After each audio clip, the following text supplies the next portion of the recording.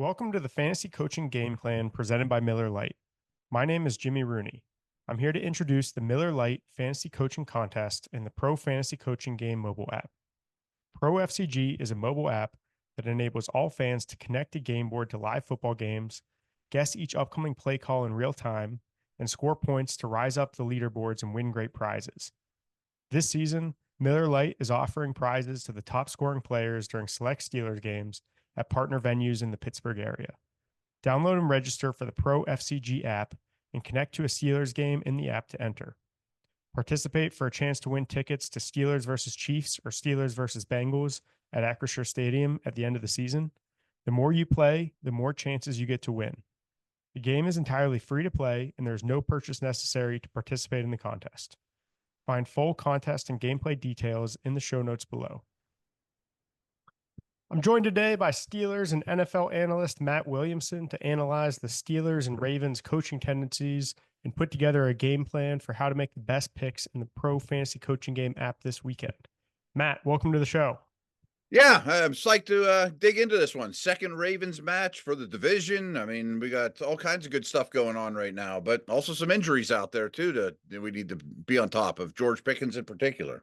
Yeah, it's an exciting matchup, and I think it's our first time doing both the first and the second game in a Yeah, divisional round. So it'll be interesting to see if there's any, big changes in what we talked about Ravens week 1 versus Ravens week 2. So especially there, like you there said, are a few. our There are a few players. that I think are noteworthy. Great. So yeah, we can jump right into it to get started. I'll, pull up, you help show us these big charts that help us pick, run pass, things like that. What do you think about the matchup this week? Before we get on either side of the ball, I wanted to harp on one thing here. Like we always know Steeler Ravens is always a close game. I mean, it seems like no matter where these teams are at, throw the records out or whatever cliche you want. I mean, Harbaugh versus Tomlin, the point differential over all these games is still like under 10, combined. So it's always a tight game. I imagine it will be too. Who knows? But one thing I wanted to get out of the way, though, and all of this stuff favors the Steelers, but also affects your game for sure, is in the margins, things you don't think about. Ravens are below average on special teams. Justin Tucker has been a real problem for them, and they're going to have some real tough decisions this offseason. But I also think there's a better chance Harbaugh goes for it on fourth or punts where he would have kicked in the past. And we know how good Boswell is. He's having maybe the best season in kicker history in the whole league. And the Steelers special teams in general is either first or second best in the league. So that's one of the margins that greatly favors Steelers, special teams across the board.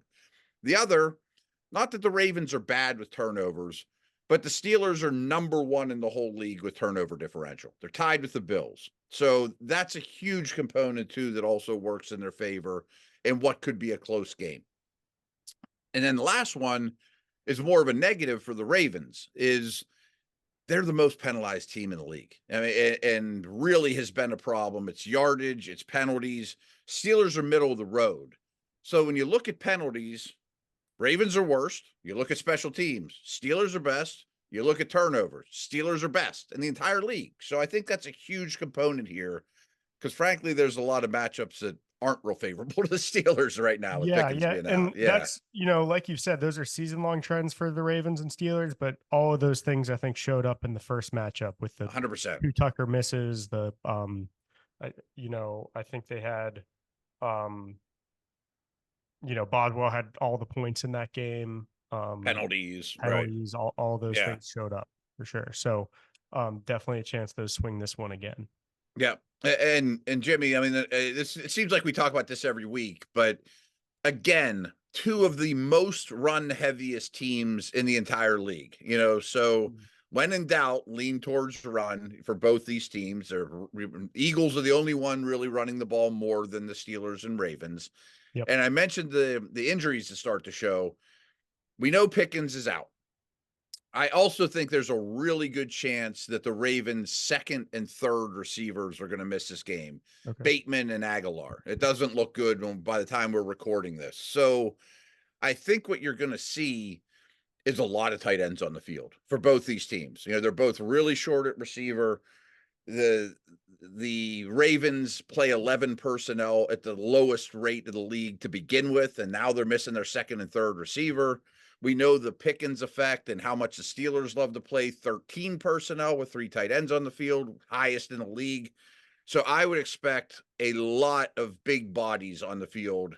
Plus, that helps them chip Watt and all those guys too. So Yeah. I think those are going to be strong themes: a lot of run and a lot of beef. Right.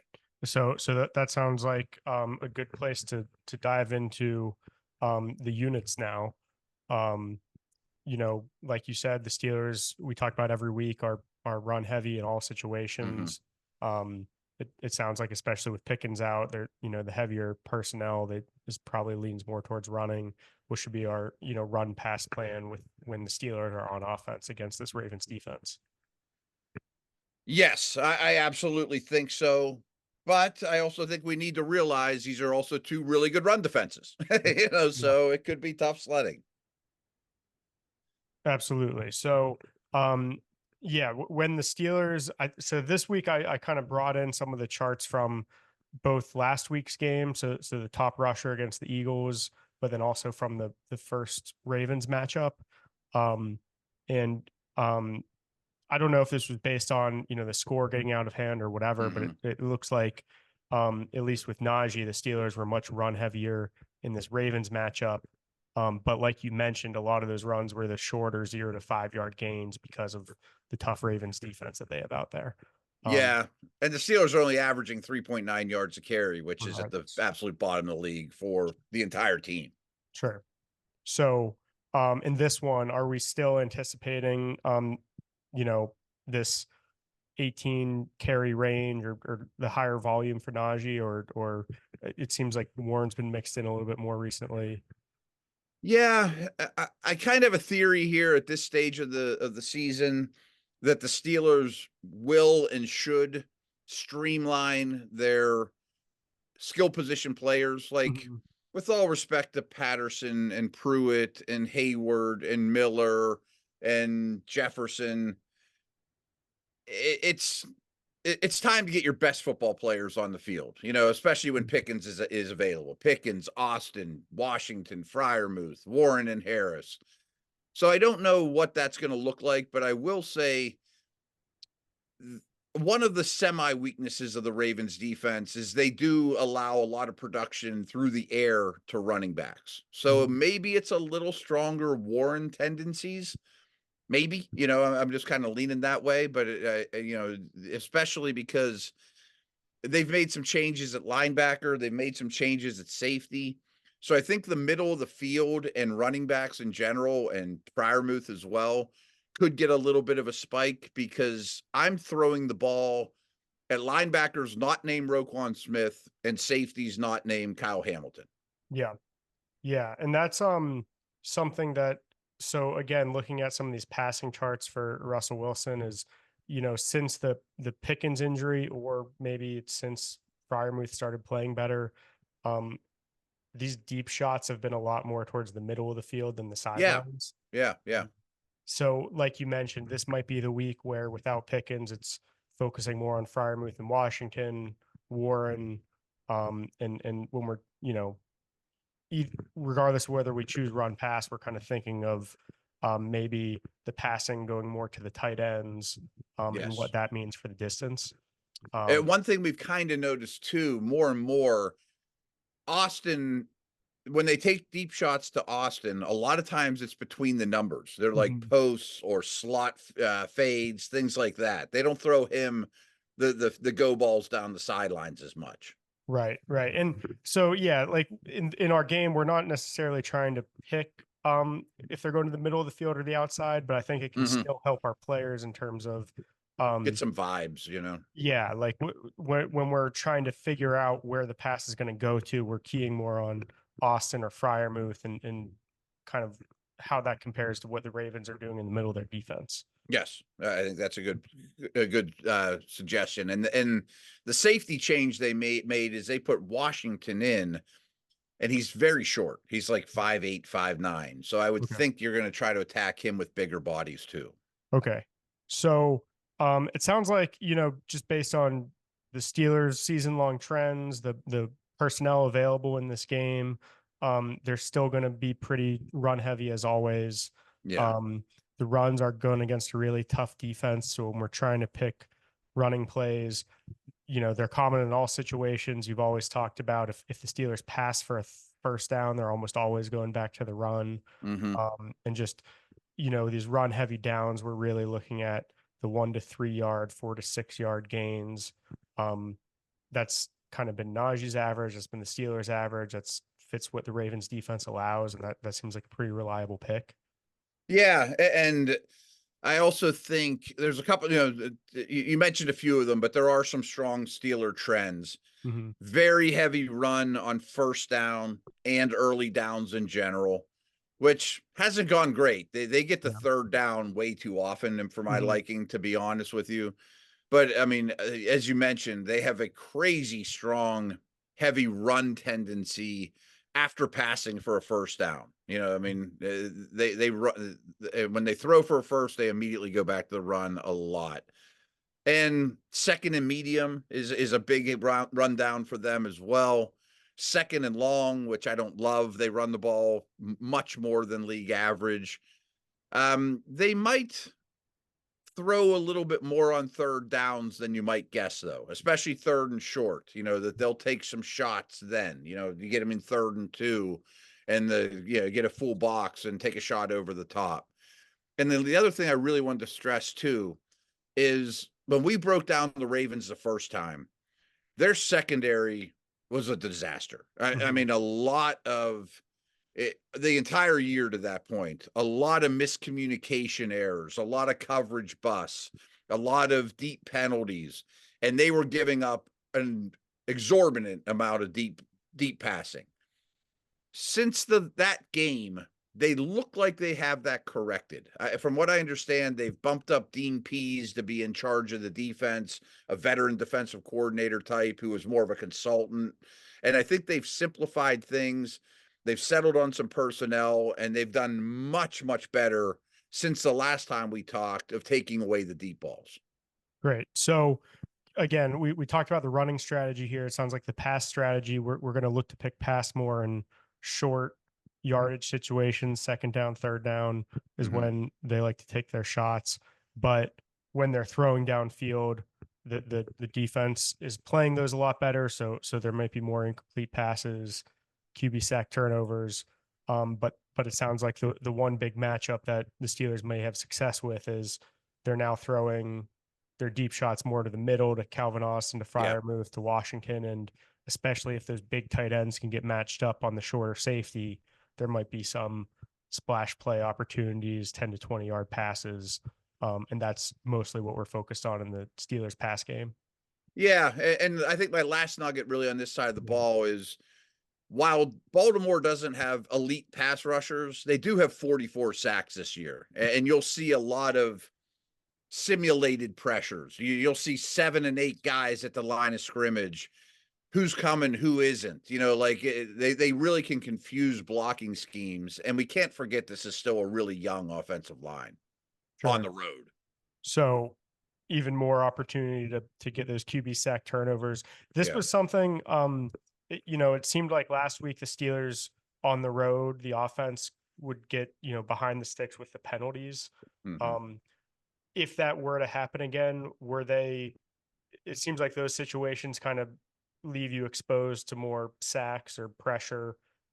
Are they seeing that, or is it? Yes, but also Steelers Ravens history stands out here too. That if this is a close, grinded out game and it's 9-6 in the third quarter and the Steelers get behind the chains and it's 3rd and 15, I bet they run a draw and just live to fight another day. You know what I Right. mean? Like Right. that's just Ravens Steelers close to the vest football. Just don't Right. forget how these two coaches attack one another. Yeah. Okay. So that's a good key. Is in passing situations, the Steelers might be, you might have some chances to pick sack and get those 20 points, but in the really long, behind the sticks third downs, that's They when might be conservative. it might be their short runs, the draws, Mm-hmm. short passes, and we're not looking to get the first down necessarily. Just live and fight another day. Yeah, that I mean, if the game has that kind of flow to it, Mhm. definitely keep that in mind. Okay. Yeah, that's a good thing to think about while we're picking. That sounds like a good chance to dive into now Ravens offense versus Steelers defense. You mentioned they're very run heavy as well. What can you tell us about them in this matchup? Yeah, and again, they're going to put a lot of tight ends, I think, on the field with the wide receivers being light. I think likely is going to get a spike in his production, the second tight end. They always have, well, they're the heaviest fullback usage team in the league with Patrick Ricard, who is never going to touch the ball. He's basically a guard out there. But their third tight end, Kohler, is their blocker, and he played a lot against the Steelers. He's going to be the guy that chips TJ Watt. You know, he's the help player in pass protection. So I think you'll see a fair amount of 2 and 3 tight end sets or a fullback instead. Mhm. Some of their tendencies are really interesting too, though. So yes, they're very run heavy, but they're also really run heavy on late downs. And I think a lot of that is because the Lamar scrambles. You know, Right.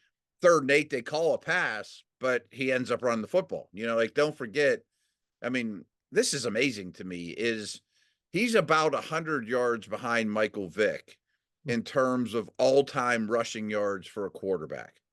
But he's played 43 lesser games than Vick. I mean, Mhm. so just never forget that this guy is the most dangerous runner we've ever seen at the quarterback position, basically. Right. Um, Second down is also very run heavy. I mean, almost no matter what. They do throw a little bit more, though, in neutral situations. And what that means is neither team has a 10-point lead. It's not 2 minutes left in the half. You know, when things are even in the middle of the game or late first quarter, or they throw a little bit more in those situations than you think. I mean, when they get the lead, that's when they really run on you. You know, I mean, they Mhm. just give it to Henry and Jackson and Henry and Jackson. Um, this probably won't surprise anyone, but they're insanely strong run on 3rd and short. You're probably the best short yardage back in history and a Mhm. great, you know, you would think that a lot of teams take shots on 3rd and 1, 3rd and 2. The Ravens just get the first with the big back. You know what I mean? Right. Right. Um, Big run tendency on 2nd and medium. And after passing for a first down, just like the Steelers, you know, they quickly get back to the run after they convert through the air. They throw a lot. They do throw a lot though after running for a first down. Right. And so a lot of times, however they got their first down, look at the opposite for the next play. I mean, that is certainly a pretty strong tendency for them. And when they take their shots is on 2nd and short, because I think they know it's 2nd and short. We're going to throw a deep ball. If we don't get it, we get the 3rd and short and we give it to Henry and we get it anyway. You know what I mean? So Yeah. that leads to, you know, more of the 3rd and short runs, but don't be surprised if on 2nd and 1, 2nd and 2, they try to go over the top here and there. Jackson also has a very, very high, his average completion is very far downfield. I mean, they throw down the field. So short passing isn't really what they're about. You know, they're running back. Henry doesn't catch balls. They hardly ever throw to him. So when they throw the ball down the field, intermediate and deep, more than maybe any team in the league. So his average completion is a very high average yard. Yeah, so it sounds like we have a pretty clear plan of when to pick run or pass against the Ravens. Um, Yeah. in this specific matchup, I want to ask you about we have just two games of Lamar passing here. One was against the Giants, where, like you said, there's 5 touchdowns over 10 to 20 yards downfield, and then a lot of other Mhm. completions. Whereas the And that's a Steelers really game, non-competitive game against what I mhm, think is the worst team in the league right now. yeah, yeah. But whereas, in the Steelers game, again, it was just the one game a few weeks ago and everything can change, but all of his completions were under 20 yards. Mhm. Um, what do you think about he likes to throw downfield in this matchup? Is he, set up to complete a lot of those this week? Is there, something about this matchup that you think would stop him from doing this again? Yeah. Um, I mean, his splits are so bizarre mhm. because of the 31 teams he can play, there's 30 that he lights up, and then there's the Steelers.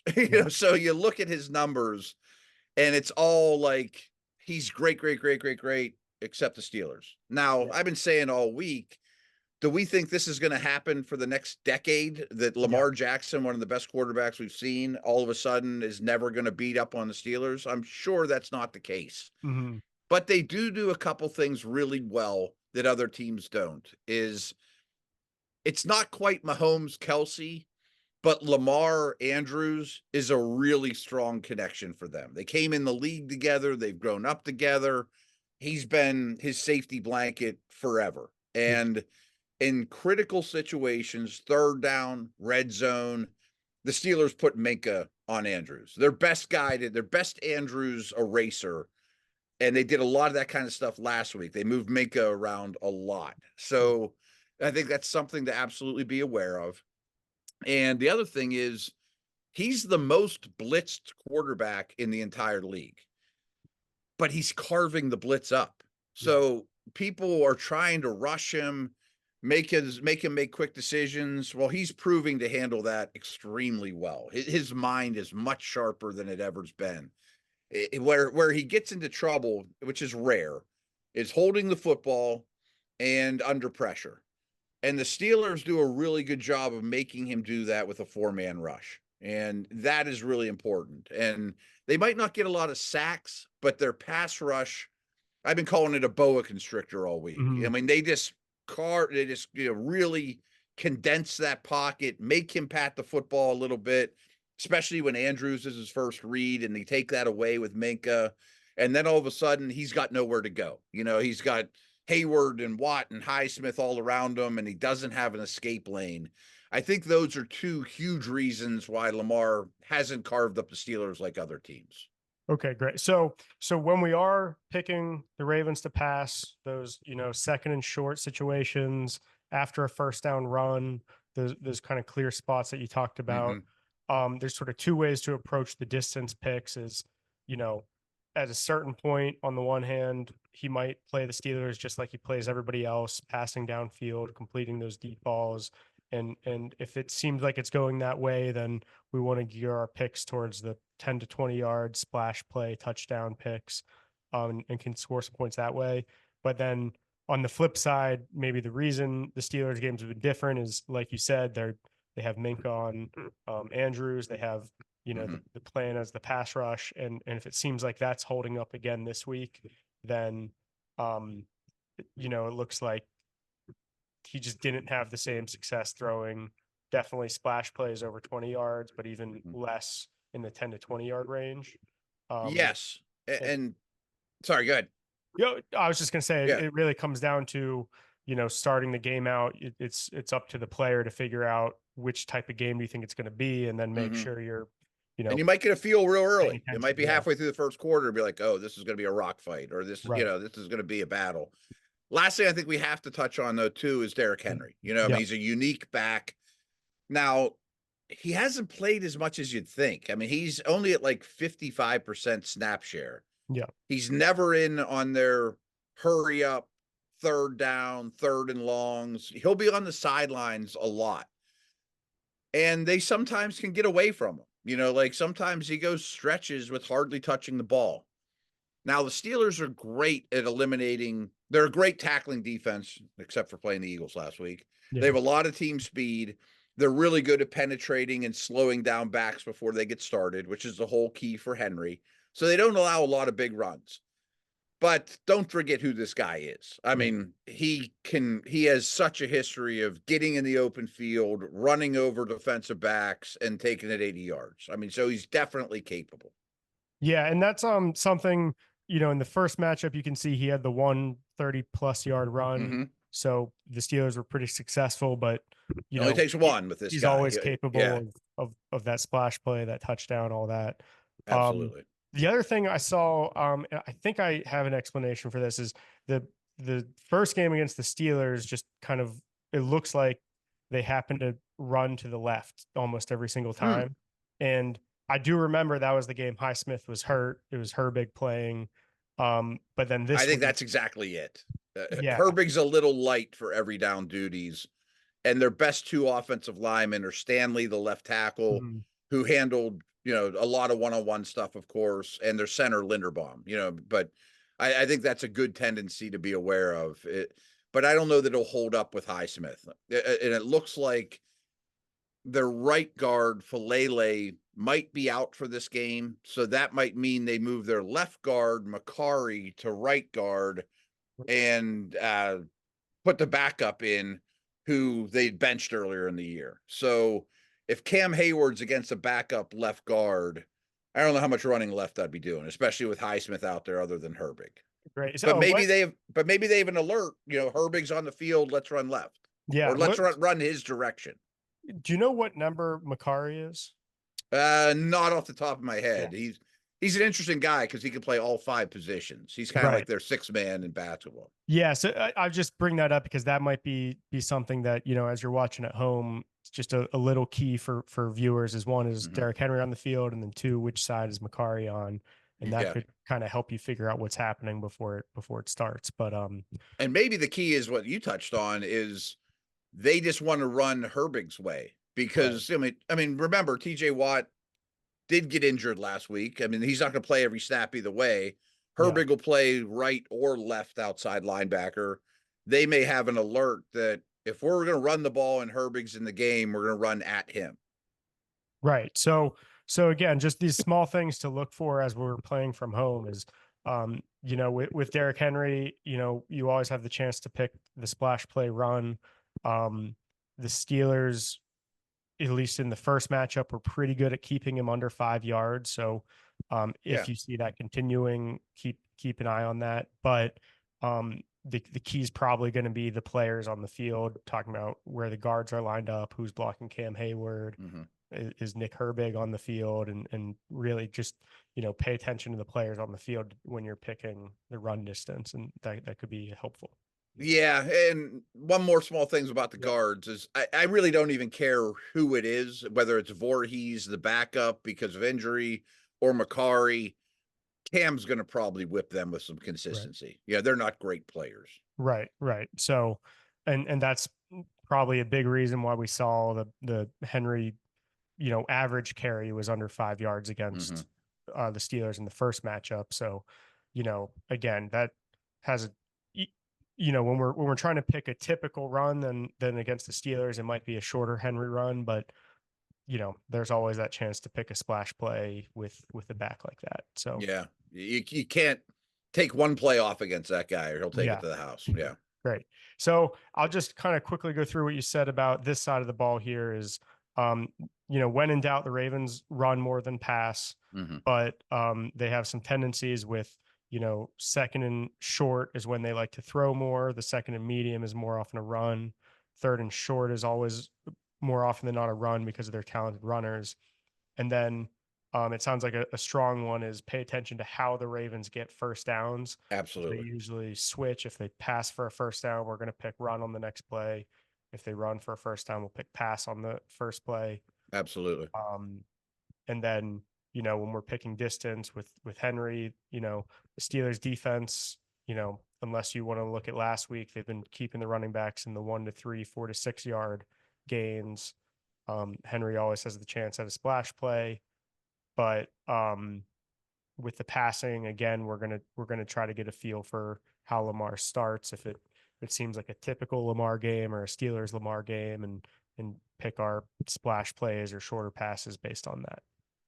Last thing on that side of the ball is, frankly, I'd be shocked if it goes this way. But if the Steelers jump out to a pretty big early lead, I Mhm. don't think you'll see a lot of Henry. I think you'll see Right. a lot of Justice Hill, a lot of hurry up, that type of thing.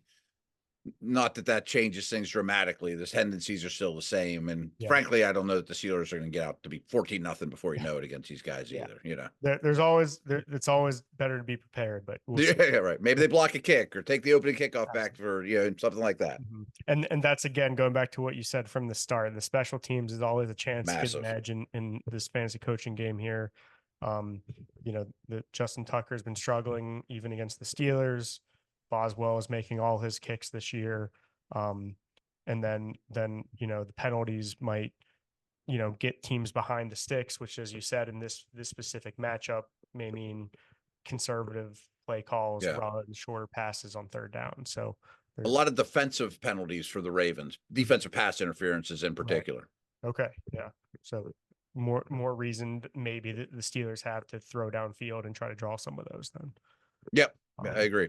right. Do you have any other major, keys to give us here? No, but I think it goes without saying, but this time of year, pay attention to weather. I have not heard a Yeah. weather report. I mean, obviously, if it's going to be mucky and that might favor Henry and Najee more, I mean, just be aware of weather. Yep. Okay. Yeah. Always a good thing to watch out for. Um, okay, great. So those were some great, keys from Matt Williamson. So Matt, thank you so much for joining us and for all your great insights. Where can listeners find more of your work? Yeah, check me out on Twitter at Williamson NFL. I'm always putting out stats and podcasts and stuff I'm working on as well. And yeah, that's about it.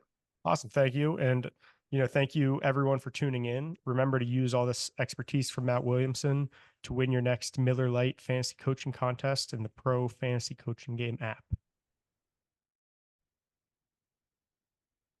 Thanks again to Matt Williamson for joining. Use his expert advice to win prizes at the next Miller Lite Fantasy Coaching Contest. Download and register for the Pro FCG app and connect to a Steelers game in the app to enter. Participate for a chance to win tickets to Steelers versus Chiefs or Steelers versus Bengals at Acrisure Stadium in week 17 and 18. The more you play, the more chances you get to win.